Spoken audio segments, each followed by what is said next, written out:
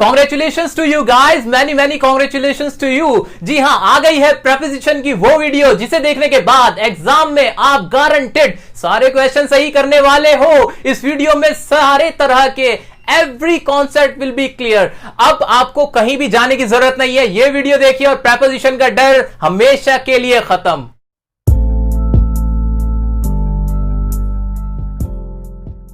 Guys, preposition के बारे में मैं आपको एक बात बताता हूं। मैंने जब प्रेपोजिशन पढ़ने के लिए बुक उठाई ना, तो मैंने बुक खोली और उसमें प्रेपोजिशन को पढ़ना शुरू किया। तो उसमें लिखा हुआ था ऑन के इस्तेमाल, टू के इस्तेमाल, लेकिन वो इस्तेमाल जो बताए गए थे वो शुरू होने से पहले ही खत्म हो गए। सिर्फ एग्जाम्पल लिखे हुए थे और समझ ही नहीं आया कि कहां कैसे शुरुआत हुई। तो मुझे बड़ी दिक्कत आई थी, लेकिन मैं ये दिक्कत आपको तो होने नहीं दूंगा। आज हम इस वीडियो में आपको सारे प्रेपोजिशन के फुल फ्लैज इस्तेमाल बताएंगे, तो कॉम्पिटिटिव एग्जाम में और स्पोकन इंग्लिश दोनों में ही आप मास्टर हो जाएंगे। तो आइए सबसे पहले समझते हैं कि प्रेपोजिशन का मीनिंग क्या होता है। A preposition is a word that links a noun or pronoun to other parts of the sentence. It expresses direction. ज्यादा अंग्रेजी मत झाड़, सिर्फ इतना बता के मुमकिन है या नहीं। मुमकिन है सर। हाँ, आप भी प्रेपोजिशन को करेक्ट इस्तेमाल करते हुए एग्जाम में सही लिख के आ सकते हो, बोलने में सही बोल सकते हो, बशर्ते प्रोवाइडेड दैट कि आप मेरे साथ प्रेपोजिशन को समझें इसका कॉन्सेप्ट है क्या। तो आइए देखते हैं प्रेपोजिशन वर्ड का मीनिंग क्या होता है। एक बात आपको बताता चलूं, कभी भी कुछ भी आप पढ़ रहे हो, उस वर्ड का जो भी चीज आप पढ़ रहे हो उसका मीनिंग देखने की कोशिश करो। जैसे प्रेपोजिशन है तो प्रेपोजिशन का मीनिंग क्या है। जब आप प्रेपोजिशन का मीनिंग समझ लोगे तो आपको ओवरऑल कॉन्सेप्ट की क्लैरिटी हो जाएगी। आप समझ जाओगे कि ये किस बारे में बात हो रही है। अच्छा, प्रेपोजिशन बना है दो वर्ड से मिलकर, प्री और पोजीशन। दो वर्ड, प्री पोजीशन। अब प्री का मतलब होता है पहले, पोजीशन का मतलब होती है जगह। तो किसी जगह पे पहले आने वाले वर्ड्स को प्रेपोजिशन कहते हैं। ये तो हो गई मोटी मोटी बात। अब मैं आपको बताता हूं इसका रियल मीनिंग होता क्या है। तो प्रेपोजिशन का मतलब होता है ऐसे शब्द जो नाउन या प्रोनाउन का दूसरे जो शब्द हैं सेंटेंस में उनसे रिलेशन बताएं, उनसे रिलेशन बताएं। ये क्या बात कह गए सर आप। अब इसको एग्जांपल से समझते हैं। मैंने कहा I am in the class. मैंने कहा I am in the class. हमने पढ़ा क्या है कि प्रेपोजिशन वो वर्ड्स हैं जो किसी नाउन या प्रोनाउन का दूसरे पार्ट्स ऑफ द सेंटेंस से रिलेशन बताते हैं। तो यहां पे नाउन या प्रोनाउन क्या है। प्रोनाउन है यहां पे आई है, ओके। और यहां पर इन आया, इन क्या है हमारे एक प्रेपोजिशन है, और द क्लास क्या है एक नाउन है, या हम कह सकते हैं ऑब्जेक्ट है, other part of the sentence है। ठीक है, तो यहां I am in the class, मैं क्लास में हूं, तो मैं का और क्लास का रिश्ता किसने बताया, इनने बताया। इसका और इसका रिश्ता बताया इसने। तो यह हुआ हमारा प्रेपोजिशन। अब आपको क्लियर हो चुका है कि प्रेपोजिशन होता क्या है। और एक बात और बताता चलूं, प्रेपोजिशन के अंदर आपको मेनली तीन बातों का ज्ञान होता है। तीन तरह की बातें आपको पता चलती हैं। एक तो होती है हमारी डायरेक्शन, कि कोई चीज किस डायरेक्शन में है, यानी उसकी दिशा। एक होता है टाइम, टाइम यानी समय, समय कौन से समय पे ये काम हुआ है। और एक होती है हमारी प्लेस, जगह, कि प्लेस या लोकेशन हम बोल सकते हैं इसको। कि तीन चीजों पे प्रेपोजिशन बात करती है, डायरेक्शन, टाइम और प्लेस। अब हमने इनको कैटेगराइज भी कर लिया है, मीनिंग भी समझ लिया है। तो आइए देखते हैं डिफरेंट टाइप्स ऑफ प्रेपोजिशन। अभी हम पहले प्रेपोजिशन की बात करेंगे जो कि है ऑन, ओ एन ऑन। जो स्विच भी होता है ना, ऑफ या ऑन करने वाला, उसी ऑन की बात हम करने वाले हैं। तो ऑन का इस्तेमाल पहला क्या है वो देखते हैं। पहला इस्तेमाल है किसी चीज के सरफेस को दिखाने के लिए। सरफेस मतलब सतह, कि वो चीज किस चीज पे रखी हुई है उसको दिखाने के लिए हम इस्तेमाल करेंगे ऑन का। वो कैसे, मेरे हाथ में आप देख रहे हो एक पेन, ये पेन मैंने रखा इस तरह से अपने हाथ पे। अब ये पेन मेरे हाथ पे रखा हुआ है, तो ये हो गई इसकी सरफेस, सतह। और ये क्या हो गया, कोई चीज यानी कोई ऑब्जेक्ट। जब इस तरह से कोई ऑब्जेक्ट किसी सरफेस पे रखा होता है ना, तो उसमें हम लगाएंगे ऑन। दुनिया की कोई भी चीज किसी तरह इस तरह बिल्कुल इस पोजीशन में सरफेस पे रखी होगी, वहां ऑन ही आएगा, बिना सोचे समझे आप ऑन लगा देना। तो ये इस्तेमाल रहा ऑन का। अब इसके एग्जाम्पल के थ्रू भी हम इसको समझते हैं। तो पहला एग्जाम्पल है हमारा द बुक। बुक है कोई, is on the table. Table पे ना एक बुक रखी हुई है, ऑन लगाना चाहिए, जी लगाना चाहिए, क्योंकि सरफेस पे एक चीज रखी हुई है, तो यहां पे ऑन जो आया वो करेक्ट है। अगला एग्जांपल है the paper is on my desk, क्योंकि पेपर है वो मेरी डेस्क पर रखा हुआ है। ऐसे कोई डेस्क होगी और यहां कोई पेपर रखा होगा तो लगा दो ऑन, तो ऑन यहां पर भी आ गया। अगला एग्जांपल है हमारा, क्या है, he is on the bus stop, कि वो कहां पर है, बस स्टॉप पे है, तो यहां भी क्या आ गया, ऑन आ गया। जी नहीं, गलत जवाब है। बस स्टॉप के ऊपर थोड़ी है वो, बस स्टॉप के ऊपर नहीं है। बस स्टॉप कोई सरफेस नहीं है, वो तो एक पॉइंट ऑफ प्लेस है, जगह का नाम है। तो यहां पे ये जो ऑन आया ना, ये गलत है, ये आंसर बिल्कुल गलत है, इसके साथ ऑन नहीं आएगा। तो गाइस याद रखना, अगर आप प्रेपोजिशन को हिंदी में पढ़ने की कोशिश कर रहे हो, हिंदी में समझने की कोशिश कर रहे हो, तो आप बहुत बड़ी गलती कर रहे हो। आप हमेशा गलती करोगे अगर आप उसको हिंदी इंग्लिश से ट्रांसलेट करते चलोगे। पर का इस्तेमाल ऑन नहीं होता, ये दिमाग में रख लीजिए। आपको उसका कॉन्सेप्ट पता होना चाहिए, आपको उसका यूज पता होना चाहिए, तभी आप उसका करेक्ट इस्तेमाल कर सकते हो। तो यहां पर ऑन नहीं आएगा, क्या आएगा वो हम आगे के इस्तेमाल में देखेंगे। ओके, तो अगला हमारा यूज ऑन का क्या है, अगला यूज है दिन और तारीखों को दिखाने के लिए। कोई भी डेट्स हो या कोई भी डेज हो, यानी डेट्स तारीखें, डेज दिन हमारे, उनके लिए आप हमेशा ऑन लगाओगे, बस इतनी सी बात है, बहुत सिंपल है ये वाला इस्तेमाल। देख लेते हैं ना, he will come on Wednesday, वो कब आएगा, वेंसडे को आएगा। तो यहां पे हमने क्या लगा दिया, ऑन लगा दिया कि वो वेंसडे पे आएगा। अगला था they met me on Sunday, वो मुझसे संडे पे मिले। तो यहां भी संडे एक डे था और दिन के आगे हमें क्या लगाना है, ऑन लगाना है, तो हमने क्या लगा दिया, ऑन लगा दिया। अगला है हमारा आई वॉज बॉर्न, मैं पैदा हुआ था, कब हुआ था सर, 26 जनवरी 1999, मैं 26 जनवरी 1999 को पैदा हुआ था। तो यहां ये एक डेट है और डेट के साथ क्या आ जाएगा, ऑन आ जाएगा। तो ये दो यूजेज इनफैक्ट हमने पढ़े किसके, ऑन के। अब आगे बढ़ते हैं अपने और यूजेज की तरफ। ऑन का एक इस्तेमाल क्या है, किसी डिवाइस यानी यंत्र या मशीन को दिखाने के लिए। अब मशीन में क्या क्या हो सकता है, आपका फोन हो सकता है, कंप्यूटर हो सकता है, लैपटॉप हो सकता है, कैलकुलेटर हो सकता है, कोई भी मशीन अगर उस पर आप काम कर रहे हैं तो आप लगाओगे उसके साथ ऑन। अब एग्जाम्पल्स क्या है वो देखते हैं। He is on the phone, अगर वो फोन पे बात कर रहा था, फोन का इस्तेमाल कर रहा था, तो हमने क्या कहा, he is on the phone. तो यहां पे क्या प्रेपोजिशन इस्तेमाल हो गया, ऑन का इस्तेमाल हुआ। फोन एक मशीन है और उसके साथ हमने वर्ड क्या यूज किया, ऑन। ओके, अगला है हमारा the show will be telecasted on television. Television का इस्तेमाल बहुत होता है जनरल लाइफ में भी, तो टेलीविजन के साथ हमेशा हमें लगाना होता है ऑन, क्योंकि टेलीविजन भी क्या है, एक डिवाइस है और उस पर अगर कोई भी चीज आ रही है तो आप बोलोगे ऑन।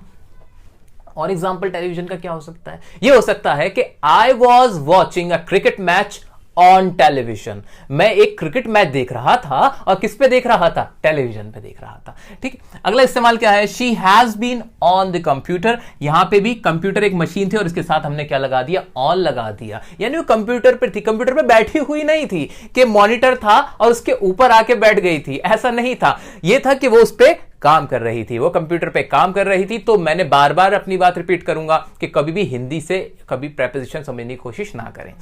उसका कॉन्सेप्ट देखें, he is solving the sum on calculator, वो जो सम है उनको सॉल्व कर रहा है, किससे, कैलकुलेटर पर। तो यहां पे भी कैलकुलेटर एक मशीन है, उसके साथ क्या इस्तेमाल किया हमने, ऑन का इस्तेमाल किया। तो ये तो वो इस्तेमाल थे ऑन के जो हम किसी मशीन या डिवाइस के साथ इस्तेमाल करेंगे। तो ये बड़ा सिंपल था। अब आते हैं अगले इस्तेमाल पे, वो है बॉडी के पार्ट को दिखाने के लिए, यानी कोई भी चीज बॉडी के पार्ट से रिलेटेड हो तो हम क्या लगाएंगे, ऑन लगाएंगे। वो कैसे लगाएंगे, जैसे एग्जांपल है my mother kissed me on forehead, मेरी मां ने मुझे किस किया, कहां पे किस किया, फॉरहेड पे किस किया। फॉरहेड एक क्या है, पार्ट है, बॉडी का एक पार्ट है, उस पर किस की गई है। तो हम क्या करेंगे, यहां पे क्या लगाएंगे, ऑन लगाएंगे। यानी कोई भी चीज आपके बॉडी के पार्ट पे लगे, गिरे या उसे कांटेक्ट में आए, उसको छुए, वहां जाके प्लेस हो जाए, तो हम क्या लगाएंगे, उसके साथ ऑन लगाएंगे। तो क्या था ये, my mother kissed me on forehead, ये हमने देख लिया। अगला था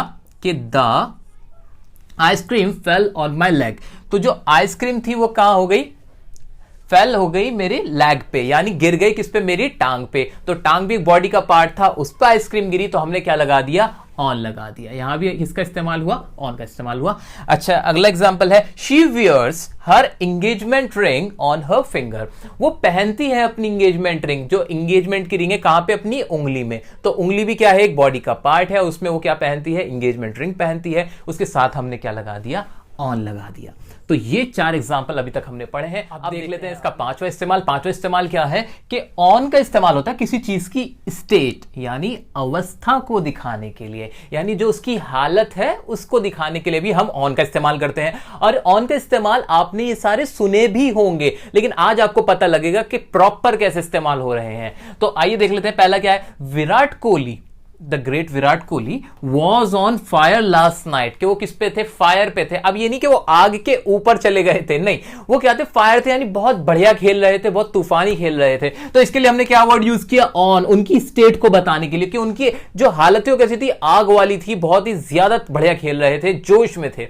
ओके, अगला इस्तेमाल क्या है? He has been on bed rest for past 2 days। वो बेड रेस्ट पे है पिछले 2 दिन से। अब बेड रेस्ट पे यानी उनकी अवस्था, उनकी हालत कैसी है कि एक बेड है, वो है, और रेस्ट है। ठीक है, तो इसलिए क्या लग गया? ऑन लग गया, यानी वो बीमार है। ओके, वैसे यही हालत हमारे आजकल मैथमेटिक्स के सर की भी हो रही है, वो भी बेड रेस्ट पे ही है पिछले 2 दिन से। अगला है हमारा mango juice is on demand. Mango juice क्या है? डिमांड पे है, गर्मी का मौसम है, सबको चाहिए जूस। तो मैंगो जूस क्या है? डिमांड पर है। उसकी हालत कैसी है मैंगो की जूस की? वो है डिमांड की हालत है। तो इस तरह के ये तो चंद एग्जाम्पल हैं आपके एग्जाम में, आपके बुक्स, न्यूज़पेपर, एवरीवेयर आपको जो भी एग्जाम्पल मिलेंगे वो इसी तरह से मिलेंगे, ऑन के भी और जितने भी प्रेपोजिशन है उनके भी।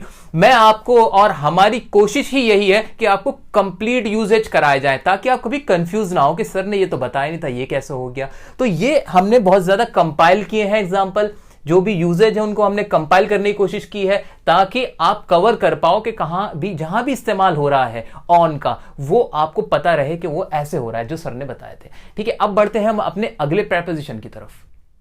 अब हम पढ़ने वाले हैं हमारा नेक्स्ट प्रेपोजिशन। नेक्स्ट प्रेपोजिशन है हमारा on to. On to word जो बना है वो 2 वर्ड से मिलकर बना है, एक तो है ऑन और दूसरा है टू, दोनों से मिलकर बन गया ऑन टू। इसका इस्तेमाल क्या है? इसका इस्तेमाल बिल्कुल ऑन जैसा ही है, लेकिन एक डिफरेंस है। इसमें हम तब ये लगाएंगे जब हम कोई चीज मूवमेंट में आती देखें और वो सरफेस पे आके बैठ जाए, तब हम क्या लगा देंगे? On to. अगर मूवमेंट में नहीं आ रही, पहले से बैठी हुई है किसी सरफेस पे, तो लगा देंगे ऑन। तो यही एक डिफरेंस है ऑन और ऑन टू में। अब एक एग्जांपल देखते हैं। यहां पर आपके सामने एक नकली सी बिल्ली है और एक टेबल है। अब जब ये नकली सी बिल्ली यहां पे कूद के आएगी, जंप करके आएगी और टेबल पे बैठ जाएगी, तो हम बोलेंगे ऑन टू। हम क्या कहेंगे? The cat jumped on to the table. तो ये तो था एक एग्जाम्पल किसका? ऑन टू का। पहला एग्जाम्पल हमारा ये खत्म होता है। अब इसी से रिलेटेड और एग्जाम्पल्स हम देखते हैं।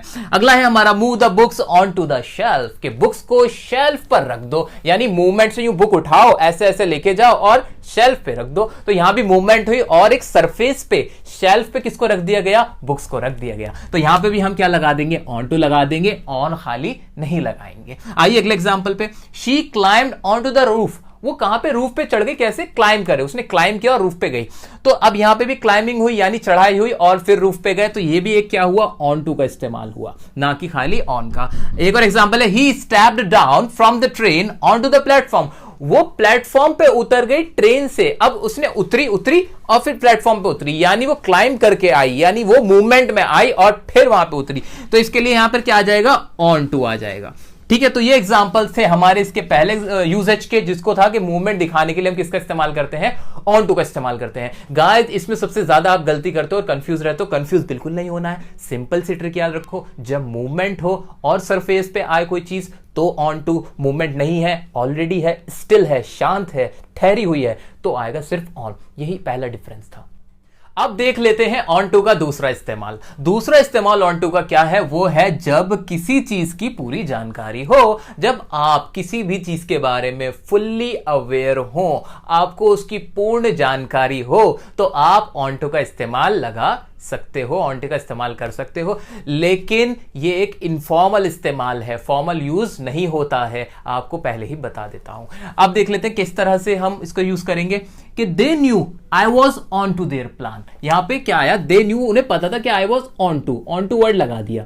देयर प्लान, कि मुझे उनके बारे में, उनके प्लान के बारे में पूरी क्या थी, जानकारी थी, इसलिए मैंने यहां पे क्या लगाया, ऑन टू, कि मुझे दे न्यू, वह जानते थे कि I was on to their plan, कि मुझे उनके प्लान के बारे में पूरी जानकारी थी। अगला एग्जांपल क्या है, he cancelled the surprise party, उसने सरप्राइज पार्टी कैंसिल कर दी, क्यों, when he came to know, जब उसे पता चला, that we were on to his surprise, जब उसे पता चला कि हमें उसके सरप्राइज के बारे में पता था, यानी we were fully aware. On to की जगह यहां पर सबकी जगह क्या लगा के देखो, फुल्ली अवेयर, तब आपको ये क्लियर और हो जाएगा। ऐसे यहां पे भी ऑन टू आया, यहां पे हम लिखेंगे क्या, फुल्ली अवेयर, तो अब चीजें हमें और क्लियर हो गई हैं।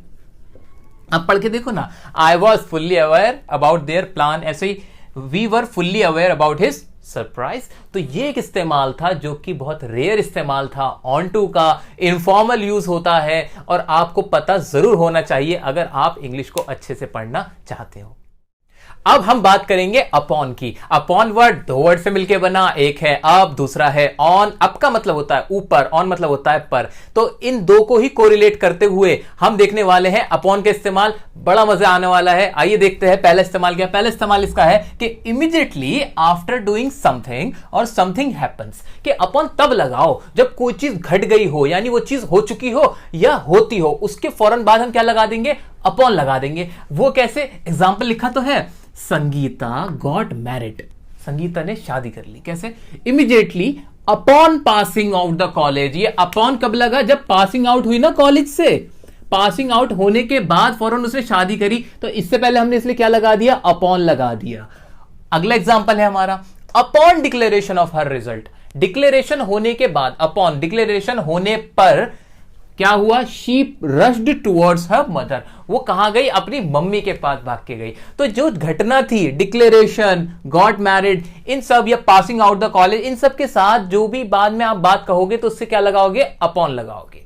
ओके, अब अगला इस्तेमाल क्या है इसका, कोई चीज जो होने वाली हो, जो अभी हुई नहीं है लेकिन होने को है। अब क्या है, दिवाली इज ऑलमोस्ट अपॉन अस, अब दिवाली हम पे होने को है। अब दिवाली कोई बारिश तो है नहीं जो हो जाएगी आपके पास, लेकिन क्या है कि दिवाली एक इवेंट है, एक कोई घटना है जो अब घटने वाली है। कोई त्योहार भी हो सकता है, कोई इवेंट हो सकता है, प्रोग्राम हो सकता है जो होने वाला है, उसके आगे आप लगा दोगे अपॉन। तो Diwali is almost upon us, यानी दिवाली आने वाली है। अगला क्या है, our exams will soon be upon us, कि हमारे एग्जाम हम पर होंगे, यानी होने वाले होंगे, हमारे ऊपर आ जाएंगे। अगला क्या है, his payment is going to be due upon us, उसकी जो पेमेंट है ना, जो उसको पैसे देने हैं, वो हमारे ऊपर ड्यू होने वाले हैं। तो इन सबके साथ हमने क्या लगाया, अपॉन लगाया। तो ये तो अभी हमने पढ़े हैं दो इस्तेमाल अपॉन के।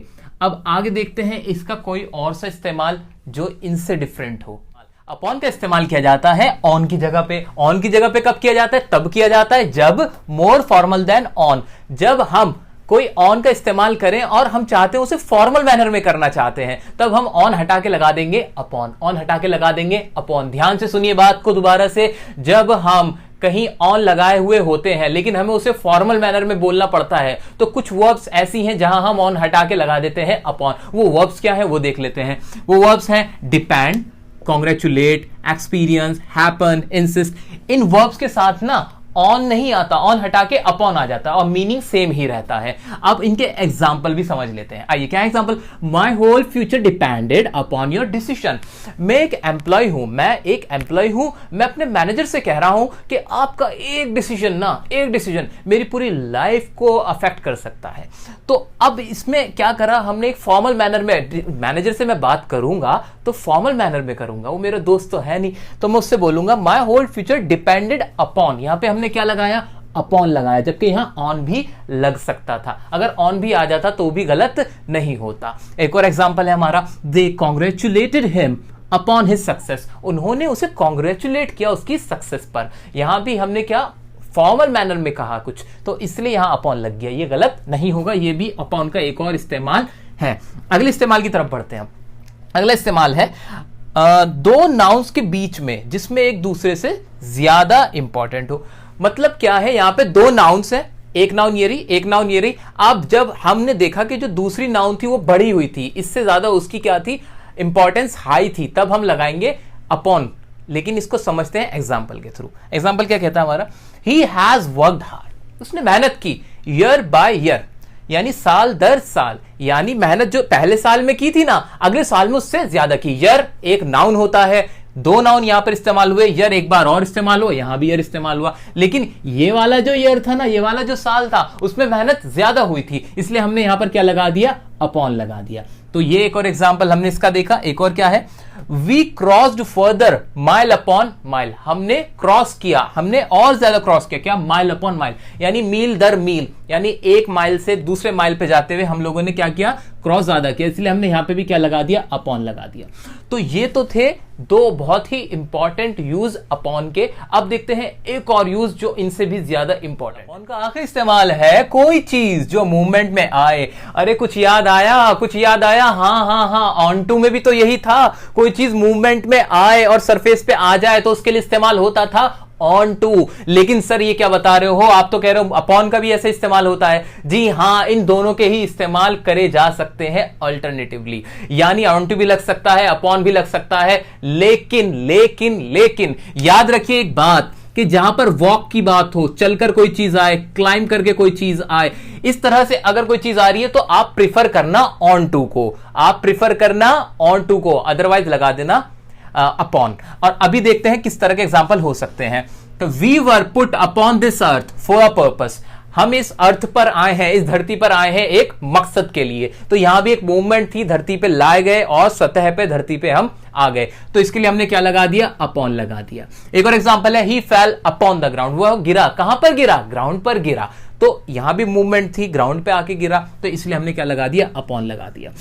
तो ये तो थे अपॉन के इस्तेमाल। हमने आज क्या क्या पढ़ा उसको सम अप करते हैं। हमने पढ़ा ऑन का इस्तेमाल, हमने पढ़ा ऑन टू का इस्तेमाल, हमने पढ़ा अपॉन का इस्तेमाल। तीनों के इस्तेमाल हमने पढ़े, उसमें कंपैरिजन किया, उसमें डिफरेंशिएट किया और अच्छे से हमने इनको पढ़ लिया था। अब आपके लिए कुछ होमवर्क दिए जाता हूं, आपकी स्क्रीन पे होमवर्क आएगा, आपको कमेंट करके इनके आंसर जरूर बताना है। जी हां, प्रेपोजिशन की हमारी ये वीडियो की सीरीज आगे चलती रहेगी। आप बताइए क्या आपको इस पे वीडियोस और चाहिए, कौन से प्रेपोजिशन आपको ज्यादा परेशान करते हैं, ये जरूर बताइएगा। वीडियो को लाइक जरूर कर दीजिएगा, आपके लाइक्स हमारा मोटिवेशन बना देते हैं, और वीडियो को शेयर करना ना भूलें।